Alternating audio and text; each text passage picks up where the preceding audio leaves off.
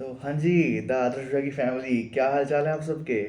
I hope आपकी पढ़ाई अच्छी चल रही होगी और आपने पिछले वाले वीडियो देख ली होगी कि मैंने अपने कैसे एक्सपीरियंसेस शेयर करे हैं।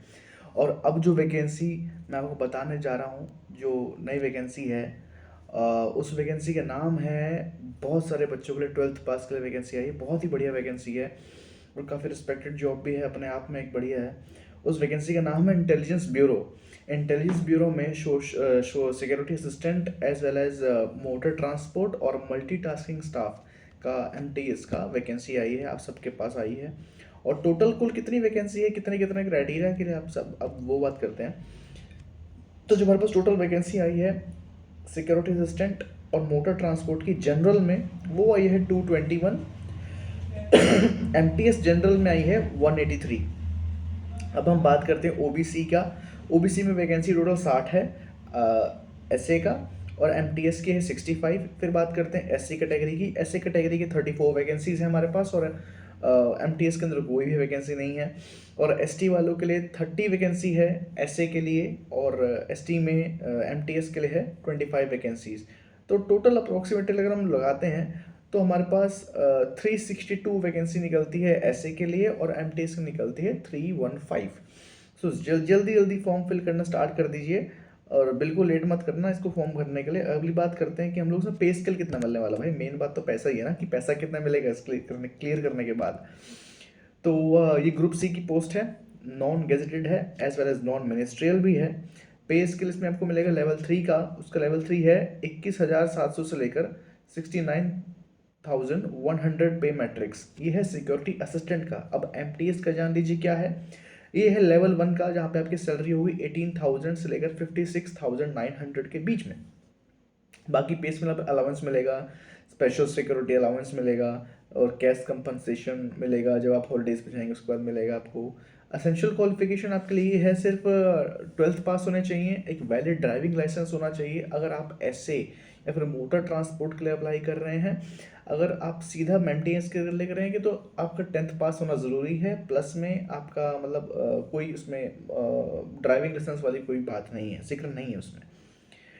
अब मेन बात करते हैं कि कौन कौन इसको अप्लाई कर सकता है। एज की बारे में बात करते हैं, तो जो सिक्योरिटी असिस्टेंट की एज है वो 27 साल से कम होनी चाहिए, 27 साल से एक्सीड नहीं होनी चाहिए। और जो एमटीएस की पोस्ट है उसके लिए एज लिमिट है 18 से 25 साल के बीच में।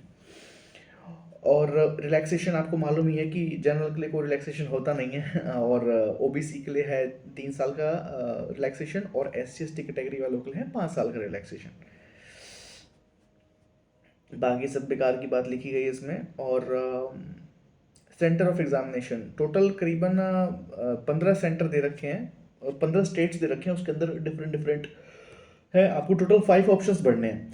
आपको टोटल अपने 5 ऑप्शंस बढ़ने हैं जहाँ जहाँ आपको सेंटर पे पेपर देने जाना है। लो जी, अब बात करते हैं सबसे बढ़िया बात कि इस पेपर का पैटर्न क्या होगा, मेन पैटर्न कैसे कैसे पेपर क्वेश्चंस आएंगे। तो इसमें 2 टायर में पेपर होगा। सिक्योरिटी असिस्टेंट का भी 2 टायर में होगा, और एमटीएस का भी 2 ही टायर में होगा। जो टायर 1 है उसमें अभी क्या क्या कैसे कैसे क्वेश्चन आएंगे। General awareness, quantitative aptitude, numerical ability as well as English language. CHSL और CG लेवल का एग्जाम होता है, SSC फेज 11 तक का लेवल का एग्जाम होता है, उससे बल्कि कम ही होता है। तो आपके जनरल अवेयरनेस में पूछे जाएंगे आपसे 40 क्वेश्चन, क्वांटिटेटिव एप्टीट्यूड में पूछे जाएंगे 20 क्वेश्चन, न्यूमेरिकल एबिलिटी में पूछे जाएंगे 20 question, as well as English language में पूछेंगे 20 क्वेश्चन। टोटल 100 मार्क्स का पेपर होगा, 1 घंटा आपको टाइम मिलेगा। नेगेटिव मार्किंग 1/4 होगी या फिर 0.25। इसका मतलब ये है कि आपको 1 नंबर, एक क्वेश्चन सही करने पे 1 नंबर मिलेगा, और 4 क्वेश्चन अगर आप पे गलत हुए तो जो एक क्वेश्चन आपका सही है वो भी कट जाएगा, तो टोटल आपको 3 नंबर मिलेंगे। टायर 2 में देखते हैं क्या बात करेंगे। टायर 2 में आपको डिस्क्रिप्टिव टेस्ट होगा, इंग्लिश लैंग्वेज का टेस्ट होगा, जहाँ पे आपको vocabulary, grammar correction, sentence structure, synonym antonym, correct usage of etcetera words, arrangements, puzzle, jumble words होते हैं वो पूछे जाएंगे, test of comprehension as well as paragraph writing होगा।